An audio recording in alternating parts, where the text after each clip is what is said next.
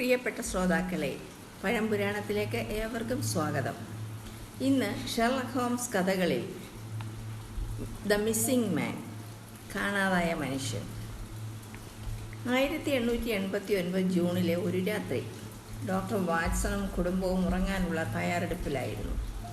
ഒരു calling bell ശബ്ദം കേട്ട മിസ്സസ് വാട്സൺ വാതിൽ തുറക്കാനായി എണീറ്റുകൊണ്ട്, രോഗികളിൽ ആരെങ്കിലും ആയിരിക്കും, അന്നത്തെ ഡ്യൂട്ടി കഴിഞ്ഞ് ക്ഷീണിതനായി എത്തിയ വാട്സണോട് പറഞ്ഞു. വാതിൽ തുറന്ന ഉടനെ കറുത്ത പർദ്ദയിട്ട ഒരു സ്ത്രീ അസമയത്ത് ബുദ്ധിമുട്ടിച്ചതിൽ ക്ഷമ ചോദിച്ചുകൊണ്ട് മിസ്സസ് വാട്സൻ്റെ തോളത്ത് ചുറ്റിപ്പിടിച്ച് കരഞ്ഞുകൊണ്ട് പറഞ്ഞു, എൻ്റെ ഭർത്താവ് ഐസേയ 2 ദിവസമായി വീട്ടിലെത്തിയിട്ട് എനിക്കാകെ ഭയമാകുന്നു. സ്തംഭിച്ചു നിന്ന മിസ്സസ് വാട്സൺ പർദ്ദ മാറ്റി നോക്കിയപ്പോൾ കുടുംബ സുഹൃത്തായ കെയ്റ്റ് ആയിരുന്നു അതെന്ന് മനസ്സിലായി. വിഷാദമുണ്ടായാൽ ഐസേയ നേരെ കറുപ്പ് വിൽപ്പന കേന്ദ്രത്തിലേക്ക് പോകും. അവിടെ അയാൾ 2 ദിവസം അഭയം പ്രാപിക്കും. സാധാരണ 2 ദിവസം കഴിഞ്ഞ് വരിക പതിവാണ്. ഇത്തവണയും അയാൾ അവിടെ പോയതാണ്, പക്ഷേ ഇതുവരെ വന്നിട്ടില്ല. ഡോക്ടറുടെ ഹെൽപ്പ് അവൾ ആവശ്യപ്പെട്ടു. അധികം വൈകാതെ തന്നെ ആ ചുമതല ഏറ്റെടുത്ത് ഡോക്ടർ വാട്സൺ യാത്രയായി. ഒരു മദ്യശാലയുടെയും വസ്ത്രക്കടയുടെയും ഇടയിലുള്ള ഗുഹ പോലുള്ള ഇരുണ്ട വിള്ളലിലൂടെ കുത്തനെ താഴോട്ടുള്ള പടികളുടെ ഇടയിൽ ആയിരുന്നു ആ സങ്കേതം. വണ്ടിക്കാരനോട് കാത്തുകിടക്കാൻ പറഞ്ഞ ശേഷം ഡോക്ടർ വാട്സൺ ആ കുടിയന്മാരുടെ ഇടയിൽ കൂടി നടന്ന് കറുപ്പിൻ്റെയും എണ്ണവിളക്കിൻ്റെയും പുകയുടെയും മനം മടിപ്പിക്കുന്ന ഗന്ധം നിറഞ്ഞ ഒരു ഇടുക്കുമുറിയിൽ പ്രവേശിച്ചു. ലോഹക്കുഴലുകളിൽ വിഷം കത്തുന്നതനുസരിച്ച് പലരുടെയും ടുബാക്കോ പൈപ്പുകളിൽ നിന്നും തീ കത്തുന്നുണ്ടായിരുന്നു. ചിലർ നിശബ്ദരായി കിടന്നിരുന്നു. മറ്റു ചിലർ ഉച്ചത്തിൽ ആരോടെന്നില്ലാതെ പുലമ്പിക്കൊണ്ടിരുന്നു. ആരും ആരെയും ശ്രദ്ധിച്ചിരുന്നില്ല. ഡോക്ടർ വാട്സൺ ആ പുകമുറിയിലേക്ക് കടന്നപ്പോൾ ഒരു ജോലിക്കാരൻ ഒരു പൈപ്പും കുറച്ച് മയക്കുമരുന്നും ആയി വന്ന് ഒരു ഇരിപ്പിടം ചൂണ്ടിക്കാണിച്ചു.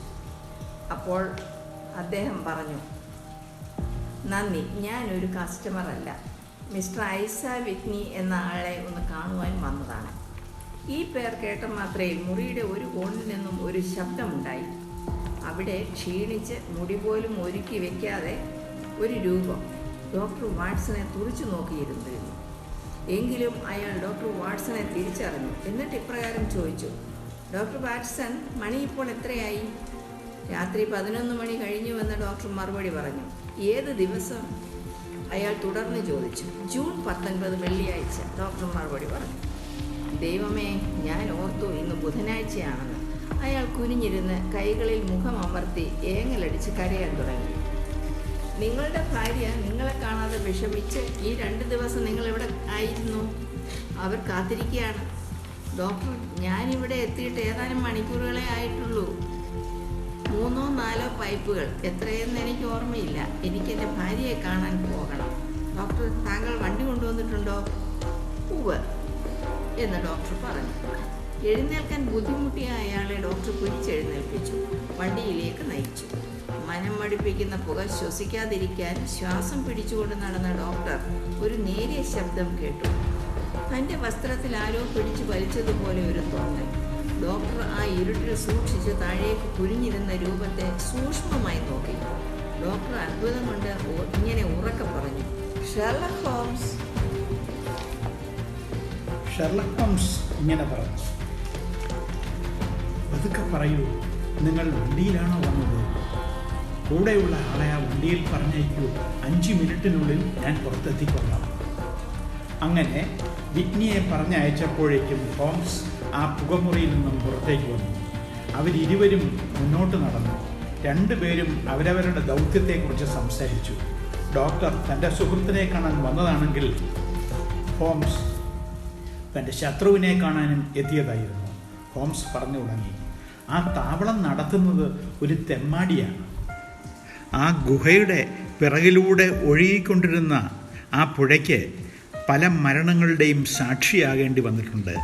അനേക മൃതശരീരങ്ങൾ അതിൽ നിബന്ധിച്ചിട്ടുമുണ്ട്. നെവിൽ സെൻറ്റ് ക്ലെയർ എന്ന ആളിനെ അന്വേഷിച്ചാണ് ഞാനിവിടെ എത്തിയിരിക്കുന്നത്. അയാൾ എന്തായോ എന്തോ. ഹോംസ് നെടുവേർപ്പെട്ടു. ഹോംസ് തൻ്റെ ചൂണ്ടുവിരലുകൾ വായ്ക്കുള്ളിലേക്ക് കടത്തി ഒരു ചൂളംവിളി നടത്തി. താമസിയാതെ ഒരു കുതിരവണ്ടി അവിടെ എത്തി. ഹോംസ് ഇങ്ങനെ ചോദിച്ചു, ഡോക്ടർ വാറ്റ്സൺ, താങ്കൾക്ക് എൻ്റെ കൂടെ വരുന്നതിൽ തടസ്സമൊന്നുമില്ലല്ലോ?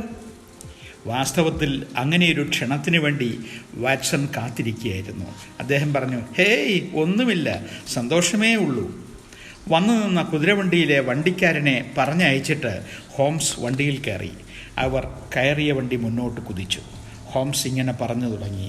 1884 മേയിൽ ലീ എന്ന ഈ സ്ഥലത്ത് നെവിൽ സെൻറ്റ് ക്ലെയർ എന്നൊരു മാന്യൻ എത്തി. വലിയ ബംഗ്ലാവും കൃഷിസ്ഥലവും ഒക്കെ വാങ്ങി അയൽക്കാരുമായി സൗഹൃദം സ്ഥാപിച്ചു. അവിടെയുള്ള ഒരു വാറ്റു ചാരായക്കാരൻ്റെ മകളെ വിവാഹം കഴിച്ചു. ഒരു ജോലിയിലും ഏർപ്പെടാഞ്ഞ അയാൾ രാവിലെ പട്ടണത്തിലേക്ക് പോകും, വൈകുന്നേരം മടങ്ങിയെത്തുകയും ചെയ്യും. ഇപ്പോൾ 37 വയസ്സ് പ്രായമുള്ള അയാൾ സൽസ്വഭാവിയും നല്ല ഭർത്താവും 2 കുട്ടികളുടെ അച്ഛനുമാണ്. എന്നാൽ കഴിഞ്ഞ തിങ്കളാഴ്ച മിസ്റ്റർ നെവിൽ സെൻറ്റ് ക്ലെയർ പതിവിലേറെ നേരത്തെ പട്ടണത്തിലേക്ക് പോയി.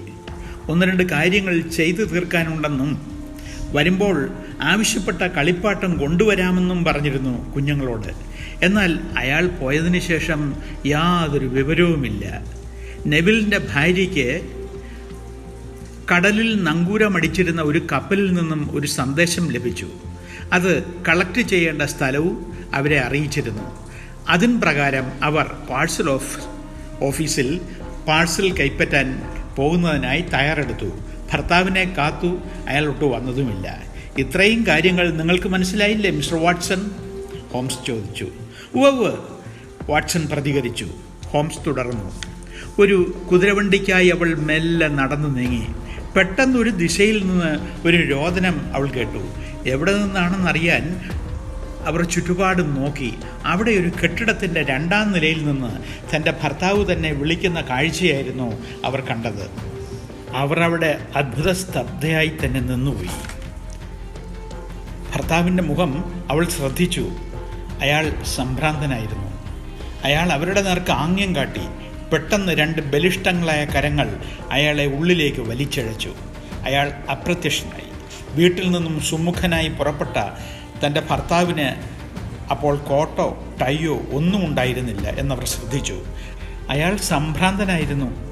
അയാൾ അവരുടെ നേർക്ക് ആംഗ്യം കാട്ടി. പെട്ടെന്ന് 2 ബലിഷ്ഠങ്ങളായ കരങ്ങൾ അയാളെ ഉള്ളിലേക്ക് വലിച്ചിഴച്ചു.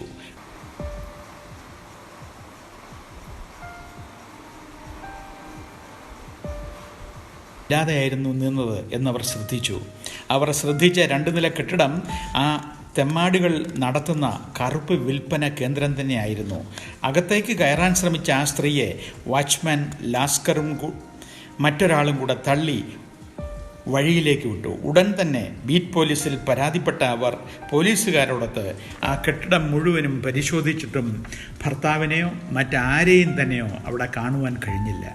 എന്നാൽ അത്ഭുതമെന്ന് പറയട്ടെ, തൻ്റെ കുട്ടിയുടെ ആവശ്യപ്രകാരം അവന് വാങ്ങിയ കളിപ്പാട്ടം ആ മേശപ്പുറത്തുണ്ടായിരുന്നു. എന്നാൽ മുറികളെല്ലാം പരിശോധിച്ച പോലീസാകട്ടെ ലാസ്കറിൻ്റെയോ അവിടെ ഉണ്ടായിരുന്ന ഒരു ഭീവത്സ രൂപിയുടെ ആയ ഒരു മുടന്തൻ്റെയോ വാക്കുകൾ വിശ്വസിക്കുകയാണ് ചെയ്തത്. പക്ഷേ ആ മുടന്തൻ്റെ മുഖത്തെ അങ്കലാപ്പ് കണ്ട ഇൻസ്പെക്ടർക്ക് എന്തോ ഒരു ഹീനമായ കുറ്റം അവിടെ നടന്നിട്ടുണ്ടാകാമെന്ന് തോന്നി. കിടക്കമുറിയിൽ ചോരത്തുള്ളികൾ കണ്ടതും നെവിൽ സെൻറ്റ് ക്ലെയറിൻ്റെ കോട്ടൊഴികെ ധരിച്ചിരുന്ന തുണികളെല്ലാം കതകിൻ്റെ പിറകിൽ ചുരുട്ടിക്കൂട്ടി വെച്ചിരുന്നതും സംശയത്തിന് ആക്കം കൂട്ടി. എന്നാൽ മിസ്സിസ് നെവിൽ പറയുന്നതനുസരിച്ച് ചിന്തിച്ചാൽ ദുരൂഹതയേറുകയാണ്. ഭർത്താവിനെ കണ്ട് നിമിഷങ്ങൾക്കകം താഴത്തെ നിലയിൽ ലാസ്കർ പ്രത്യക്ഷപ്പെട്ടിരുന്നു. ഈ ചുരുങ്ങിയ നിമിഷങ്ങൾക്കുള്ളിൽ ഇങ്ങനെയൊരു കൃത്യം നടത്താൻ സമയം അനുവദിക്കുന്നതുമില്ല. ഒരുപക്ഷെ ആ മുടന്തനായിരിക്കുമോ ഇതിന് പിന്നിൽ? രക്തക്കറ കണ്ട ഉടൻ തന്നെ മിസ്സിസ് നെവിൽ ബോധം കെട്ട് വീണു. ഉടൻ തന്നെ പോലീസ് അവളെ അവരുടെ വണ്ടിയിൽ വീട്ടിലേക്ക് അയച്ചു. ബൂണിൻ്റെ ഷർട്ടിൻ്റെ വലത്തെ കൈയിൽ ചില രക്തത്തുള്ളികൾ ഇൻസ്പെക്ടർ ബാർട്ടൺ ശ്രദ്ധിച്ചു. അത് ചോദ്യം ചെയ്തപ്പോൾ അവൻ തൻ്റെ മോതിരവിരലിൻ്റെ അഗ്രഭാഗത്ത് നഖത്തിനോട് ചേർന്ന് ഒരു മുറിവ് കാണിച്ചു കൊടുത്തിട്ട് ഷർട്ടിലെ ചോരയും മുറിക്കുള്ളിലെ ചോരത്തുള്ളികളും ഇതിൽ നിന്നാണെന്ന് പറഞ്ഞ് സംശയത്തിന് അതീതനായി. കൂടാതെ മിസ്റ്റർ നെവിൽ സെൻറ്റ് ക്ലെയറിനെ താനും കണ്ടില്ലെന്ന് അയാൾ മൊഴി നൽകി. കതകിൻ്റെ പിറകിൽ വെച്ചിരുന്ന അഴിച്ചുമാറ്റിയ നെവിലിൻ്റെ വസ്ത്രങ്ങൾ കണ്ട് ലാസ്കറും അത്ഭുതം പ്രകടിപ്പിച്ചു. ഭർത്താവിനെ അവിടെ റോഡിൽ നിന്ന് കണ്ടെന്ന് പറയുന്നത് ഒന്നുകിൽ അവളുടെ ഭ്രാന്തോ സ്വപ്നമോ ആണെന്ന് ലാസ്കർ പറഞ്ഞു. ഇതിൽ സംശയിക്കാനൊന്നുമില്ലെന്ന് പോലീസിനും തോന്നി. തങ്ങൾ എന്ത് കാണുമെന്ന് അവർ ഭയന്നിരുന്നുവോ അതവർ കണ്ടില്ല. ആ പുരാതന കെട്ടിടത്തിൻ്റെ പിറകിൽ കൂടി ഒഴുകിയിരുന്ന നദിയിൽ നെവിൽ സെന്റ് അല്ല, അയാളുടെ കോട്ട് മാത്രമാണ് കണ്ടത്. കോട്ടിലെ പോക്കറ്റ്സിൽ ധാരാളം കോയിൻസ് നിറച്ചു വച്ചതിനാൽ കോട്ട് ഒഴുക്കിൽപ്പെടാതെ അവിടെ തന്നെ കിടന്നിരുന്നു. നദിയിലെ ചുഴിയിൽ കോട്ട് താഴുകയും മൃതദേഹം ഒലിച്ചു പോവുകയും ചെയ്തിരിക്കാനാണ് സാധ്യത. അപ്പോൾ ഡോക്ടർ വാറ്റ്സൺ ഇപ്രകാരം ന്യായമായ ഒരു ചോദ്യം ചോദിച്ചു. ബാക്കി എല്ലാ തുണിയും കതകിൻ്റെ പിറകിൽ സൂക്ഷിച്ചിരുന്നത് കൊണ്ട് ശരീരത്തിൽ കോട്ട് മാത്രമേ കാണുവാൻ സാധ്യതയുള്ളോ? ഹോംസ് ഇങ്ങനെ പറഞ്ഞു, നമുക്കിങ്ങനെ ഒന്ന് ചിന്തിച്ചു നോക്കിയാലോ. നെവിൽ ക്ലേറ്റനെ ബൂൺ എന്ന ആൾ ജനലിൽ കൂടെ പുഴയിലേക്ക് എറിഞ്ഞുവെന്ന് വയ്ക്കുക. ആരും അറിയാതിരിക്കാൻ മുന്നമേ തന്നെ വസ്ത്രങ്ങളെല്ലാം ഒളിപ്പിച്ചിരിക്കാം. കോട്ട് അവൻ തന്നെ അവൻ്റെ ആവശ്യത്തിന് എടുത്തിരിക്കാം. പോലീസും മിസ്സിസ് നെവിലും കെട്ടിടത്തിലേക്ക് പ്രവേശിക്കുമെന്ന് ഉറപ്പായപ്പോൾ തൊണ്ടി മുതലായ കോട്ട് പുഴയിലേക്ക് എറിഞ്ഞിരിക്കാം. പുഴയിൽ ഒഴുകി നടക്കാതിരിക്കാൻ, പുഴയിൽ താണുപോകാൻ കോട്ടിൻ്റെ പോക്കറ്റ്സിൽ നിറയെ കോയിൻസ് നിറച്ച് പുഴയിലേക്ക് എറിഞ്ഞതാവാം. ഒരുപക്ഷെ പെട്ടെന്ന് വസ്ത്രങ്ങളും ഇതുപോലെ എറിയുവാൻ പദ്ധതി ഇട്ടിരുന്നുവെങ്കിലും പോലീസിൻ്റെ പെട്ടെന്നുള്ള വരവ് ആ വസ്ത്രങ്ങൾ കതകിൻ്റെ മറവിൽ ഒളിപ്പിക്കാൻ അവനെ പ്രേരിപ്പിച്ചിരിക്കാം. ഈ നിഗമനത്തിന് ഏറെ സാധ്യതയുണ്ട്, ഡോക്ടർ വാറ്റ്സൺ അഭിപ്രായപ്പെട്ടു. ഹോംസ് തുടർന്നു. ബൂണിനെ അറസ്റ്റ് ചെയ്ത് സ്റ്റേഷനിലേക്ക് കൊണ്ടുപോയി. അവൻ യാചകനായിരുന്നതുകൊണ്ട് ഇത്രയേറെ കോയിൻസ് അവൻ്റെ കൈവശം വന്നതിന് ന്യായീകരണവുമുണ്ട്. അപ്പോൾ വീണ്ടും അവശേഷിക്കുന്ന ചോദ്യങ്ങൾ ഇവയാണ്. 1. ആ മയക്കുമരുന്ന് സങ്കേതത്തിൽ അതുപയോഗിക്കുന്ന ശീലമില്ലാത്ത നെവിൽ എന്ത് ചെയ്യുകയായിരുന്നു? 2. അവിടെ അയാൾക്ക് എന്ത് സംഭവിച്ചു? 3. ഇപ്പോൾ അയാൾ എവിടെയാണ്? 4. അയാളുടെ തിരോധാനത്തിൽ വേറെ ആർക്കെങ്കിലും കൈകളുണ്ടോ? കുറേ നേരത്തേക്ക് രണ്ടുപേരും നിശബ്ദരായി. ഒടുവിൽ ഡോക്ടർ വാറ്റ്സൺ ചോദിച്ചു, താങ്കൾ എന്തിനാണ് ഇത്ര അകലെ ഇന്ന് രാപ്പാർക്കാൻ എത്തിയത്? ഹോംസ് ഇങ്ങനെ പറഞ്ഞു, ഈ പരിസരങ്ങളിലും ഞാൻ എൻ്റെ അന്വേഷണം വ്യാപിപ്പിക്കുന്നുണ്ട്. ഇതാ ഡോക്ടർ, നാം എത്തിക്കഴിഞ്ഞു. വണ്ടിയിൽ നിന്നിറങ്ങൂ. ആ വലിയ ബംഗ്ലാവിലേക്ക് ഞങ്ങൾ നടന്നെടുത്തു. ഞങ്ങളുടെ മുഖത്ത് പ്രത്യേകിച്ച് സന്തോഷം സ്ഫുരിക്കാത്തതിനാലും അവളുടെ ഭർത്താവ് കൂടെ ഇല്ലാത്തതിനാലും മിസ്സിസ് നെവിൽ ഈർണണഞ്ഞ കണ്ണുകളോടെ ഞങ്ങളെ സ്വീകരിച്ചു. അവർ ചോദിച്ചു, എന്തെങ്കിലും നല്ല വാർത്ത? ഒന്നുമില്ല, ഹോംസ് പറഞ്ഞു. ചീത്ത വാർത്ത? അവൾ വീണ്ടും തിരക്കി. അതുമില്ല, ഹോംസ് ഉത്തരം കൊടുത്തു. ഓ താങ്ക് ഗോഡ്. വരൂ, നിങ്ങൾ രണ്ടുപേരും വല്ലാതെ ക്ഷീണിച്ചുവല്ലോ. അകത്തെ മുറിയിലേക്ക് പ്രവേശിച്ച ഞങ്ങളോട് അവർ പറഞ്ഞു, മിസ്റ്റർ ഷെർലക് ഹോംസ്, എൻ്റെ 1-2 ചോദ്യങ്ങൾക്ക് ദയവായി മറുപടി തരുമോ? തീർച്ചയായും, ഹോംസ് പറഞ്ഞു. താങ്കളുടെ ഇക്കാര്യത്തിലുള്ള യഥാർത്ഥ അഭിപ്രായം എന്താണ്? മിസ്സിസ് നെവിൽ തിരക്കി. എൻ്റെ ഭർത്താവ് ഇപ്പോഴും ജീവനോടെ ഉണ്ടോ? ഹോംസ് ഒന്ന് അന്താളിച്ചു. പിന്നീട് സാവധാനത്തിൽ ഇങ്ങനെ പറഞ്ഞു, ഇല്ല എന്ന് ഞാൻ കരുതുന്നു. അദ്ദേഹം കൊല ചെയ്യപ്പെട്ടതാണോ? വീണ്ടും മിസ്സിസ് നെവിൽ ചോദിച്ചു. എന്ന് ഞാൻ പറയില്ല, ഒരു പക്ഷേ അങ്ങനെ ആവാം, ഹോംസ് പറഞ്ഞു. മിസ്സിസ് നെവിൽ, എങ്കിൽ എന്നായിരിക്കും ആ കൊല നടന്നിട്ടുള്ളത്? തിങ്കളാഴ്ച, ഹോംസ് മറുപടി പറഞ്ഞു. എങ്കിൽ അദ്ദേഹത്തിൻ്റെ ഒരു കത്ത് ഇന്ന് എനിക്ക് എങ്ങനെ കിട്ടി? മിസ്സിസ് നെവിൽ ആകാംക്ഷയോട് ചോദിച്ചു. ഹോംസ് കാന്തശക്തി കൊണ്ടെന്ന പോലെ ചാടി എഴുന്നേറ്റ് എന്ത് എന്ന് ചോദിച്ചു. അതെ, ഇന്ന് തന്നെ. ഒരു കടലാസ് അന്തരീക്ഷത്തിൽ ഉയർത്തിപ്പിടിച്ച് മിസ്സിസ് നെവിൽ ചിരിച്ചുകൊണ്ട് നിന്നു. എന്നെ ആ കത്തൊന്ന് കാണിക്കാമോ? ഹോംസ് ചോദിച്ചു. തീർച്ചയായിട്ടും. മിസ്സിസ് നെവിൽ കത്ത് ഹോംസിന് കൈമാറി. കത്ത് പരിശോധിച്ച ശേഷം ഹോംസ് ഇങ്ങനെ പറഞ്ഞു, ഇത് നിങ്ങളുടെ ഭർത്താവിൻ്റെ കൈപ്പടയല്ലേ? മേൽവിലാസവും ആരോടോ ചോദിച്ചെഴുതിയതാണ്. മിസ്സിസ് നെവിൽ ചോദിച്ചു. അത് താങ്കൾക്ക് എങ്ങനെ മനസ്സിലായി? ഹോംസ് തൻ്റെ അപസർപ്പക ശൈലിയിൽ പറഞ്ഞു. പേരെഴുതിയത് ശ്രദ്ധിക്കൂ, അത് നല്ല കറുത്ത മഷിയിലാണ്, ബാക്കിയൊക്കെ ചാര നിറത്തിലാണ്. ആദ്യം അറിയാവുന്ന പേരെഴുതി, പിന്നീട് അഡ്രസ് നിശ്ചയമില്ലാത്തതിനാൽ പെൻഡിങ്ങിൽ വെച്ചു. അത് കഴിഞ്ഞെഴുതിയപ്പോൾ ഒപ്പുകടലാസ് വെച്ച് ഒപ്പിയതിനാൽ കറുത്ത മഷി ചാര കളറിലേക്ക് മാറി. ഇതത്ര പ്രാധാന്യമുള്ള കാര്യമല്ലെങ്കിലും ചിലപ്പോൾ അപ്രധാന കാര്യങ്ങളാണ് പ്രാധാന്യമാകുന്നത്.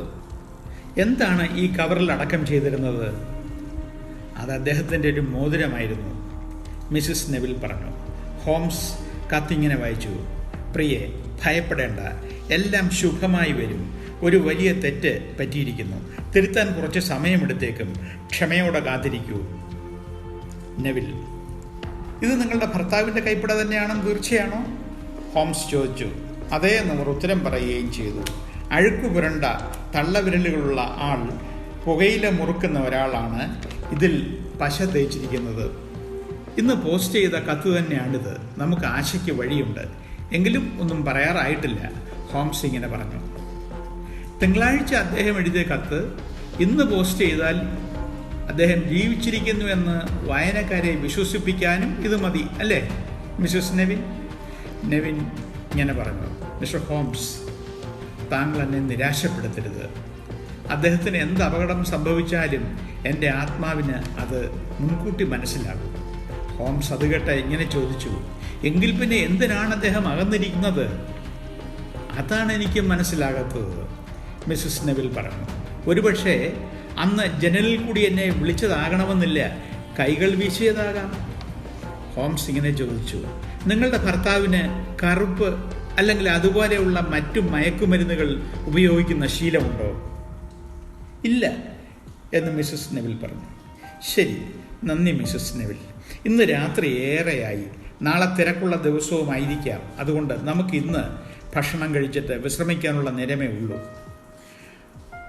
അന്ന് രാത്രിയിൽ മിസ്റ്റർ ഹോംസ് ഉറങ്ങിയിട്ടേയില്ല. അദ്ദേഹം വലിയ ചിന്തയിലായിരുന്നു. അതിരാവിലെ തന്നെ ഡോക്ടർ വാറ്റ്സനെയും കൂട്ടി കുതിരവണ്ടിയിൽ ബൂൺ എന്ന യാചകൻ കിടന്ന ജയിലിനെ ലക്ഷ്യമാക്കി തിരിച്ചു. ജയിലിലെത്തിയ ഹോംസ് അറസ്റ്റ് ചെയ്യപ്പെട്ട യാചകനായ ബൂണിനെ കാണുവാൻ അനുവാദം വാങ്ങി.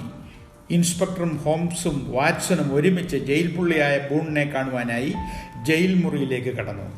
വികൃതമായ മുഖവും ട്രിം ചെയ്യാത്ത മുടിയും വടുക്കളുള്ള മുഖവും എല്ലാം ഒത്തുചേർന്ന ഒരു കറുത്ത നിറമുള്ള ബൂൺ. അവനൊരു സുന്ദരനാണ് അല്ലേ മിസ്റ്റർ ഹോംസ്?